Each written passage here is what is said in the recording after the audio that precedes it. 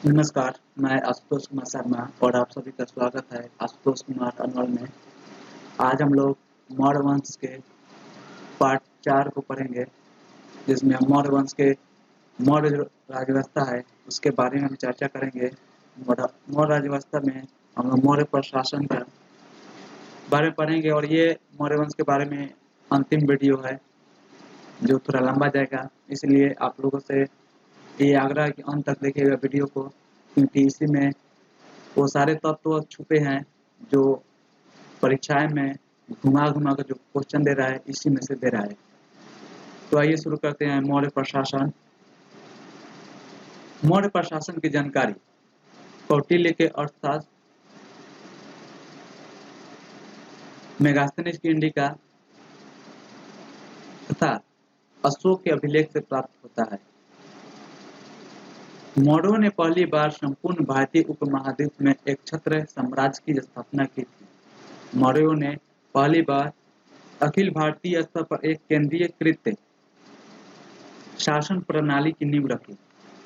चक्रवर्ती सम्राट की अवधारणा का व्यवहारिक रूप मौर्यों के शासनकाल में प्राप्त हुआ। मौर्य काल में राजा निरंकुश होता था, परंतु वह जन कल्याण की भावना से ओतप्रोत रहता था। मौर्य काल में पहली बार यह आदर्श प्रस्तुत हुआ कि प्रजा के सुख में राजा का सुख है तथा प्रजा के दुख में राजा का दुख है। अशोक के अभिलेख तथा मेगास्थनीज के इंडिका में परिषा शब्द का प्रयोग हुआ है, जिसका अर्थ मंत्री परिषद होता है। परिषा रूपी मंत्री परिषद में मंत्रियों की संख्या 3 या 4 होती थी। कौटिल्य के अर्थशास्त्र से स्पष्ट होता है कि मंत्रियों की नियुक्ति एवं इनके चरित्र परीक्षण के लिए उपदा परीक्षण होता था। मौर्य काल में मंत्रियों का वेतन पर्ण के रूप में दिया जाता था। अधिकतम जो वेतन था वो 48,000 और न्यूनतम 60 पर्ण वार्षिक होता था। मंत्रियों को 48,000 पर्ण वार्षिक मिलता था। मौर्य शासन सप्तांग सिद्धांत पर आधारित था, जिसका उल्लेख हम पहले कौटिल्य के अर्थशास्त्र में किए थे।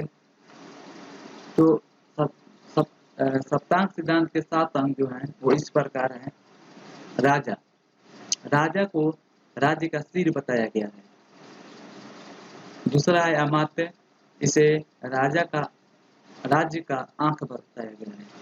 तीसरा है जनपद, इसे राज्य का जंघा बताया गया है। चौथा है दुर्ग, इसे राज्य का बाह करके संबोधित किया गया है। पांचवा है कोष, जिसे राज्य का मुंह। छठा है सेना, इसे राज्य का मस्तिष्क। और सातवां है मित्र, जिसे राज्य का कान कहकर संबोधित किया गया है। तो सप्तांग सिद्धांत के 7 जो अंग है वो इस प्रकार हैं। ये है राजा, मात्र, जनपद, दुर्ग, कोष, सेना, मित्र, और इनको सिर, आंख, जांघ, बाह, मुंह, मस्तिष्क और कान की संज्ञा दी गई है। कौटिल्य के अर्थशास्त्र से स्पष्ट होता है कि मौर्य प्रशासन व्यवस्था सफलतापूर्वक संचालन के लिए 18 तीर्थ यानी मुख्य अधिकारी होते थे। मौर्य काल में ग्राम का अधिकारी ग्रामणी कहलाता था। मौर्य काल में 10 गांवों का समूह संग्रहण कहलाता था, जिसका उत्तराधिकारी गोप कहलाता था। मौर्य काल में 200 गांवों के समूह को खरवाटी कहा जाता था। मौर्य काल में 400 गांवों के समूह को द्रोणमुख कहा जाता था और 800 गांवों के समूह को स्थानीय कहा जाता था। विषय का अर्थ था जिला और इसके अधिकारी को विषयपति कहा जाता था। प्रांत के प्रधान को कुमार एवं आर्यपुत्र कहा जाता था। आर्यपुत्र युवराज के नाम से भी जाने जाते थे। साम्राज्य के प्रधान को राजा कहा जाता था। चंद्रगुप्त मौर्य और बिंदुसार के समय प्रांतों की संख्या 4 थी। वहीं अशोक के समय प्रांतों की संख्या 5 हो गई और 5वां जो प्रांत बना वो कलिंग बना, जिसकी राजधानी तोसली थी। तो अब हम 5 प्रांत उनकी राजधानियों के बारे में देखेंगे। पहला है उत्तरापद, जिसकी राजधानी तक्षशिला थी। दूसरा है अवंती, जिसकी राजधानी उज्जैन थी। तीसरा है प्राची, इसकी राजधानी पाटलिपुत्र थी। चौथा है दक्षिणापद, जिसकी राजधानी स्वर्णगिरि थी। और 5वां है कलिंग, जिसे अशोक ने जीता था, जिसकी राजधानी है तोसली। मौर्य काल में सौराष्ट्र की स्थिति अर्ध स्वतंत्र प्रांत की थी। चंद्रगुप्त मौर्य के समय सौराष्ट्र का शासक पुष्यगुप्त था। पुष्यगुप्त ने सुदर्शन झील का निर्माण करवाया। बिंदुसार के समय सौराष्ट्र का शासक भवानीदेव था। अशोक के समय यहाँ का शासक कुषाण था। स्कंदगुप्त के समय यहाँ का शासक चक्रपाली था। वहीं रुद्रदामन के समय यहाँ का प्रशासक पर्णदत्त था। पर्णदत्त ने सुदर्शन झील का पुनर्निर्माण करवाया था। अब जो 27 अध्यक्ष की चर्चा हमने कौटिल्य के अर्थशास्त्र में की है वो निम्नलिखित हैं, जिसमें जो प्रमुख हैं उनके बारे में अगर चर्चा कर रहे हैं जिनसे क्वेश्चन आता है। पहला है सीताध्यक्ष, यह राजकीय कृषि विभाग का प्रधान था। दूसरा है पन्याध्यक्ष, यह वाणिज्य विभाग का प्रधान था। तीसरा है सुराध्यक्ष, यह आबकारी विभाग का प्रधान था। चौथा है शून्याध्यक्ष, यह बुचरखाना विभाग का प्रधान था। पांचवा है गणिकाध्यक्ष, यह वेश्याओं का प्रमुख था। छठा है अकाराध्यक्ष, जो खान विभाग का प्रधान था। सातवां है उपाध्यक्ष, यह वन विभाग का प्रधान था। आठवां है शुल्काध्यक्ष, जो व्यापार कर वसूलने के विभाग का प्रधान था। नौवां है लक्षणाध्यक्ष, यह सिक्का जारी करने वाले विभाग का प्रधान था। 10वां है विविता अध्यक्ष, यह चरागाहों का प्रमुख था। 11वां है पटनाध्यक्ष, यह बंदरगाहों का प्रधान था। अगला है संस्थाध्यक्ष, जो व्यापारी मार्गों का प्रधान था। 13वां है पौर्ताध्यक्ष, यह माप तौल विभाग का अध्यक्ष था। अगला है अक्षपटलाध्यक्ष, जो महालेखाकार विभाग का प्रधान था, यानी अकाउंटिंग। वालाध्यक्ष सैन्य विभाग का प्रधान था। तो ये जो 15 हैं उनसे ही क्वेश्चन ज्यादातर पूछे जाते हैं। इसके बाद हम 18 तीर्थों के बारे में जो हम लोग पढ़ते उसके बारे में चर्चा करेंगे। तो एक तरफ तीर्थ हैं और दूसरी तरफ उनके क्या कार्य सौंपे गए थे हम लोग पढ़ेंगे। पहला है समाहर्ता, यह कर का संग्रह करता था। दूसरा है सन्निधत्ता, यह कोषाध्यक्ष था। तीसरा है वेष्टा, जो कंटक शोधक न्यायालय का न्यायाधीश था। चौथा है नायक, यह सेना संचालक था। पांचवा है कर्मांती, यह कारखाना का अधिकारी था। छठा है व्यवहारिक, यह धर्मस्निच न्यायालय का न्यायाधीश था। अगला है अंतःपाल, यह सीमावर्ती दुर्ग का रक्षक था। नागरक, नगर का अधिकारी। प्रशासन, राजकीय आदेश को सुरक्षित रखने का कार्य प्रशासन का था। 8वीं, यह वन विभाग का अधिकारी था। तो ये जो 10 है वो महत्वपूर्ण है। अब मौर्य काल में जो प्रमुख अधिकारी हैं इनके बारे में हम लोग पढ़ेंगे, जिसमें पहला है संदीप विग्रह, यह युद्ध और शांति का मंत्री था। महास्पति, यह मुख्य आंकड़ा अधिकारी था। करवल, यह लिपिक या क्लर्क था। रज्जु, जनपद के न्यायाधीश थे। मौर्यकालीन गुप्तचर व्यवस्था काफी बढ़िया थी, इसके बारे में हम लोग पढ़ेंगे।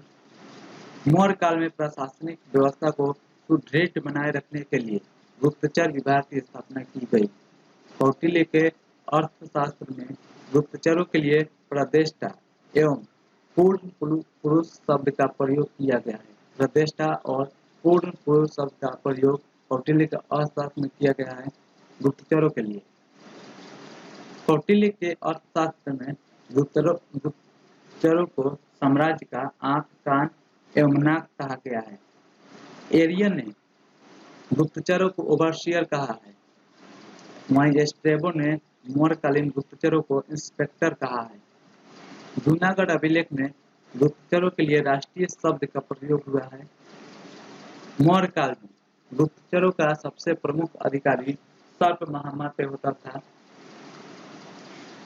मौर्यकालीन गुप्तचर व्यवस्था 2 प्रकार के होते थे।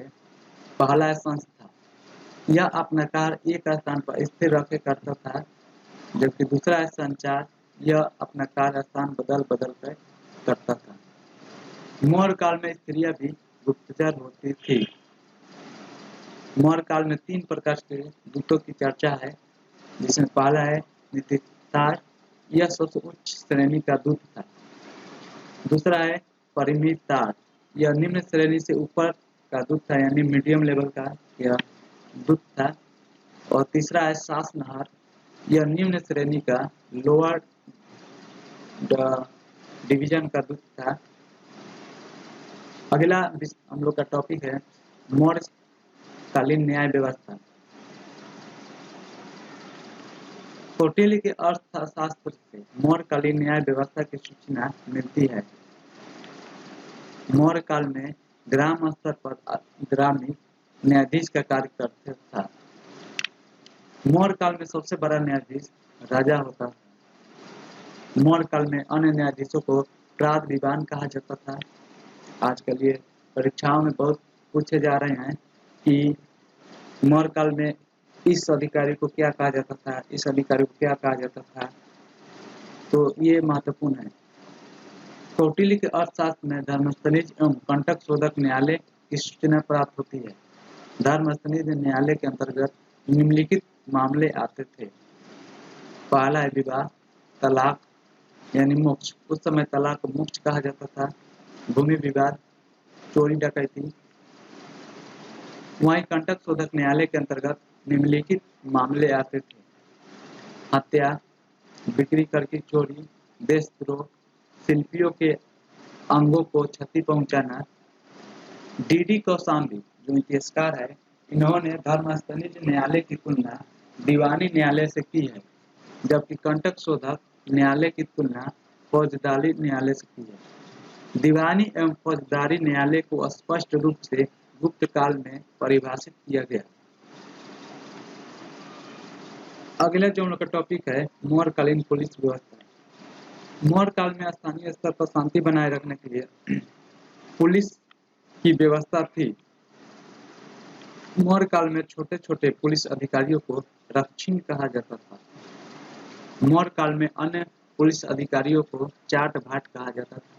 चाट भाट यानी अन्य पुलिस अधिकारी। मौर्य काल में पुलिस के प्रधान को नागरक एवं पुलिस अधीक्षक, पुलिस सुपरिटेंडेंट ऑफ पुलिस यानी एसपी को प्रशास्तु उस समय कहा जाता था। आज के एसपी को उस समय प्रशास्तु कहा जाता था। मौर्य काल में सबसे बड़े पुलिस अधिकारी को दंडपाल कहा जाता था। इसके बाद हम लोग पढ़ेंगे मौर्यकालीन सैन्य व्यवस्था। कौटिल्य के अर्थशास्त्र एवं मेगास्थनीज के इंडिका से सैन्य व्यवस्था संबंधी सूचना प्राप्त होती है। प्लूटार्क के अनुसार चंद्रगुप्त मौर्य के पास 6 लाख सेना थी। प्लिनी के अनुसार चंद्रगुप्त मौर्य की सेना में 6 लाख पैदल सैनिक, 30,000 अश्वारोही एवं 9,000 हाथी थे। वहीं प्लूटार्क के अनुसार मौर्यों के पास 5,000 रथ थे। मौर्य काल में साम्राज्य का मुख्य आधार सेना थी। कौटिल्य के अर्थशास्त्र के अनुसार ब्राह्मण, क्षत्रिय, वैश्य एवं शूद्र चारों वर्णों के लोग सेना में भाग लेते थे। मौर्यकालीन राजस्व व्यवस्था। मौर्य काल में आय का सबसे बड़ा स्रोत कर था, यानी टैक्स। जो इनकम के साधन थे, सोर्स ऑफ इनकम, वो था दुर्ग, यह नगरों से प्राप्त आय था। राष्ट्र, यह जनपद और ग्राम से प्राप्त आय था। खूनी, यह खान से प्राप्त आय था, खान माइनिंग। सेतु, यह फल फूल तथा सब्जियों से प्राप्त आय था। वन, यह जंगलों से प्राप्त आय था। वर्ज, यह पशुओं से प्राप्त आय था। वर्णिपत, यह अर्थ था एवं जल मार्ग से प्राप्त आय था। मौर्य काल में भू राजस्व की दर 1/4 से 1/6 तक थी। मेगास्थनीज के अनुसार भू राजस्व की दर 1/4 थी, जबकि कौटिल्य के अर्थशास्त्र के अनुसार भू राजस्व की दर 1/6 थी। अब मौर्यकालीन कर के प्रकार हम लोग पढ़ेंगे। Tax, kinds of tax in Maurya period. पहला है पिंड कर, यह पूरे गांव से इकट्ठा किया गया कर था। प्रणय कर, यह आपातकालीन कर था। प्रवेश कर, यह आयात कर था। हिरण्य कर, यह नगद कर था। विष्ट कर या बेगार कर था। मेह कर या अनाज के रूप में दिया जाने वाला कर था। मौर्यकालीन नगर प्रशासन, जिसके बारे में मेगास्थनीज ने बहुत बढ़िया तरीका से विश्लेषण किया है, उसके बारे में हम लोग पढ़ेंगे। मेगास्थनीज के इंडिका एवं रुद्रदामन के जूनागढ़ अभिलेख से मौर्यकालीन नगर प्रशासन की जानकारी मिलती है। इंडिका एवं जूनागढ़ अभिलेख से पता चलता है कि मौर्य काल में नगर प्रशासन 6 समितियों के माध्यम से संचालित होता था। मौर्य काल के इस प्रत्येक समिति में 5 सदस्य होते थे। पहली समिति, यह समिति उद्योग एवं शिल्पियों का निरीक्षण करती थी। दूसरी समिति है जो यह समिति विदेशियों की देखरेख करती थी। तीसरी समिति का मुख्य कार्य जन्म मरण का हिसाब किताब रखना था। चौथी समिति का उद्देश्य व्यापार एवं वाणिज्य की देखभाल करना था। पांचवी समिति, इस समिति का उद्देश्य निर्मित वस्तुओं के क्रय विक्रय का निरीक्षण करना था। वहीं छठी समिति यह बिक्री कर वसूलती थी। अब एक बहुत ही महत्वपूर्ण टॉपिक है जो है जिसका नाम है अशोक की धम्म नीति। इससे भी क्वेश्चन पूछे जाते हैं और बहुत महत्वपूर्ण है, तो आइए इसके बारे में हम लोग पढ़ते हैं। धम्म संस्कृत शब्द धर्म का पाली रूपांतरण है। प्राचीन भारतीय इतिहास में मानव के नैतिक उत्थान के लिए अशोक ने धम्म नीति को चलाया। अशोक का धम्म राज के नागरिकों के लिए एक आचार संहिता था। धम्म की परिभाषा राहुलोवाद सूत्र से लिया गया है। अशोक की धम्म नीति उसकी निजी परिघटना है। अशोक की धम्म नीति पूरी तरह से राजनीतिक उद्देश्य से प्रेरित था। अशोक के दूसरे एवं सातवें अभिलेख में धम्म की व्याख्या की गई है। धम्म है साधुता, बहुत सारे कल्याणकारी कार्य करना, दूसरों के प्रति व्यवहार में मधुरता, पाप रहित रहना, दान दया इत्यादि करना। अशोक अपने धम्म में कहता है कि किसी प्राणी का वध मत करो, जीव हिंसा न करो, माता पिता तथा बड़ों की आज्ञा मानो, गुरुजनों का आदर करो।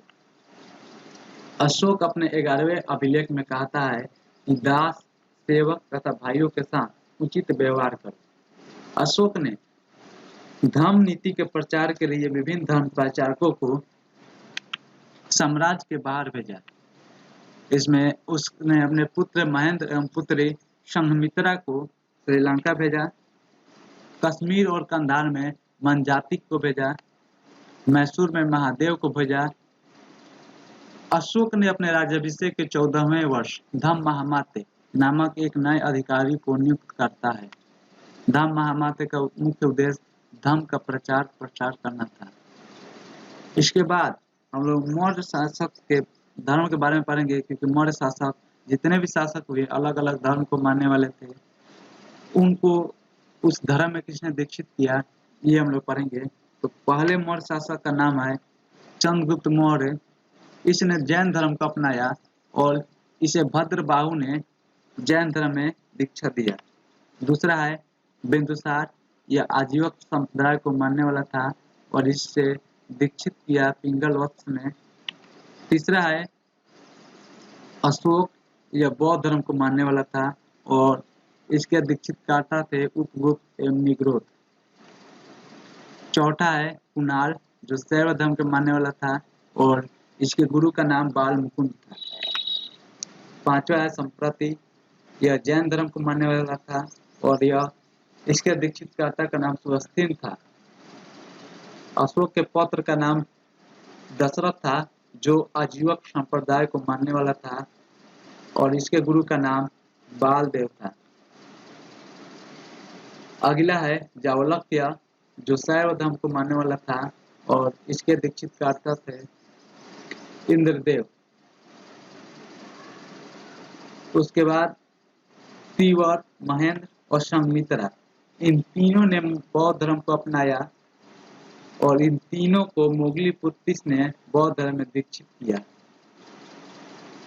इसके बाद हम लोग मौर्यकालीन समाज के बारे में पढ़ेंगे। मौर्यकालीन समाज पूर्ण रूप से वर्ण व्यवस्था पर आधारित था। ब्राह्मण, क्षत्रिय एवं वैश्यों की स्थिति मौर्य काल में पहले की समान थी, लेकिन शूद्रों की स्थिति अच्छी हुई। मौर्य काल में पहली बार शूद्रों को आर्य कहा गया। मौर्य काल में चारों वर्णों के लोग सेना में भर्ती होते थे। कौटिल्य के अर्थशास्त्र में पहली बार अस्थायी दास की सूचना प्राप्त होती है। इसके लिए अहिताप शब्द का प्रयोग किया गया है। कौटिल्य के अर्थशास्त्र में 9 प्रकार के दासों की चर्चा है। कौटिल्य के अर्थशास्त्र में विभिन्न प्रकार के वर्ण संकर की चर्चा है। मौर्य काल में वर्ण संकर की उत्पत्ति अनुलोम एवं प्रतिलोम विवाह के कारण हुआ। तो हम लोग ये वर्ण संकर की चर्चा हम लोग करेंगे कि पिता अगर इस वर्ण का होगा और माता इस वर्ण के, तो पिता का वर्ण पुत्र का वर्ण क्या होगा। पिता का ब्राह्मण और माता वैश्य हो तो पुत्र अम्बष्ट होगा। पिता ब्राह्मण हो, माता शूद्र हो तो पुत्र निषाद होता था। पिता अगर क्षत्रिय हो और माता शूद्र हो तो बेटा चंडाल होता था। अगर पिता वैश्य हो और माता ब्राह्मण हो तो उसका जो पुत्र होता था वो वैद्य यानी व्यापारी होता था।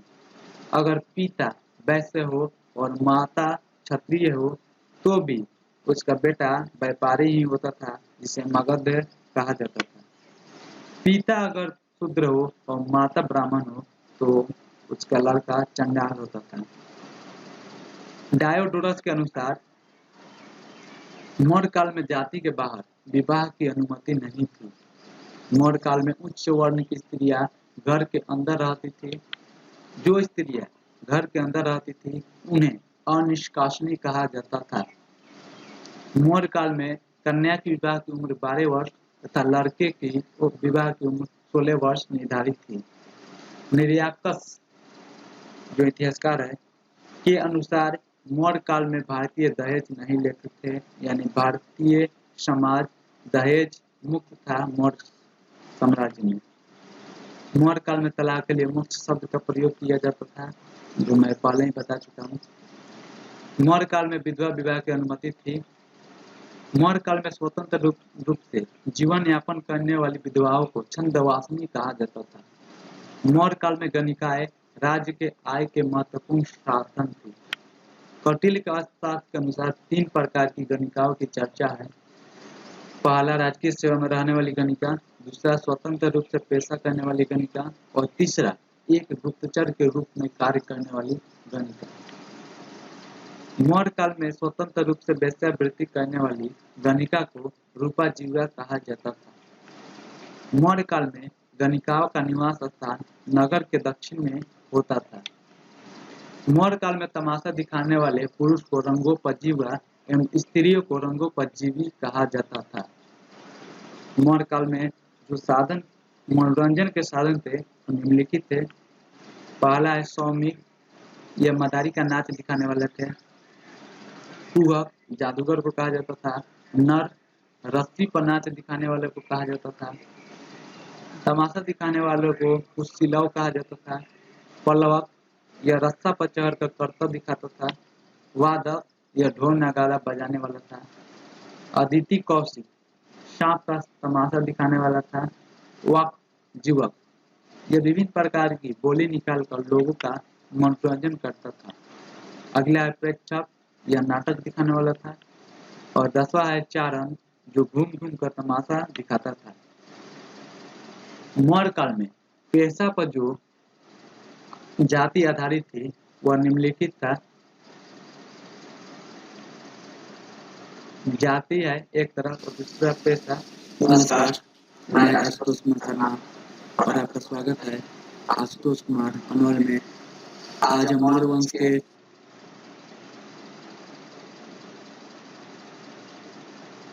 एक तरफ जाति है और दूसरा पेशा। जाति तंतुबाय था, इसका पेशा दर्जी था। आज का दर्जी उस समय तंतुबाय था। रजक इसका पेशा धोबी का था। हिरण्यकार यह सुनार था। तंतुबाय यह जुलाहा था। कुवारक यह बढ़ई था। चर्मकार, चमार था। अब मौर्य साम्राज्य के पतन की तरफ हम लोग चल रहे हैं कि मौर्य साम्राज्य इतना बड़ा साम्राज्य आखिर पतन कैसे हुआ, इतने बड़े साम्राज्य का पतन कैसे हुआ। तो इसके जो कारण है वो निम्नलिखित है। विद्वान हरिप्रसाद शास्त्री के अनुसार ब्राह्मणों की प्रतिक्रिया मौर्य साम्राज्य के पतन का मुख्य कारण बना। वहीं डॉक्टर राय चौधरी इससे अलग विचार रखते हैं। वो कहते हैं कि अशोक की शांति प्रियता एवं अहिंसावादी नीति मौर्य साम्राज्य के पतन का कारण बनी। एक अन्य इतिहासकार है निहार रंजन राय, यह कहते हैं कि मौर्य प्रशासकों के द्वारा अपनाई गई शोषणकारी नीति मौर्य साम्राज्य के पतन का कारण बना। दीनानाथ झा जी लिखते हैं अयोग्य उत्तराधिकारी मौर्य साम्राज्य के पतन का कारण बना। वहीं आनंद शर्मा जी लिखते हैं कि सीमांत क्षेत्रों की समस्या मौर्य साम्राज्य के पतन का मुख्य कारण बना। डी कौशाम्बी जिनके चाचा पहले भी हुई थी, वो लिखते हैं कि आर्थिक संकट मौर्य साम्राज्य के पतन का कारण बना। और प्रसिद्ध इतिहासकार रोमिला थापर कहते हैं कि अधिकारियों की नियुक्ति में प्रतियोगिता परीक्षा का अभाव एवं राष्ट्रीयता का अभाव मौर्य साम्राज्य के पतन का मुख्य कारण बना। अन्य तथ्यों में मौर्य काल में तक्षशिला, बनारस एवं उज्जैन शिक्षा के मुख्य केंद्र थे और मौर्य काल में जम्बू स्वामी और भद्रबाहु मुख्य विद्वान थे। इस तरह आपका मौर्य साम्राज्य समाप्त हुआ। मौर्य साम्राज्य को हमने इतने विस्तार से पढ़ा कि मुझे नहीं लगता कि शायद इससे विस्तार से कोई पढ़ाता है।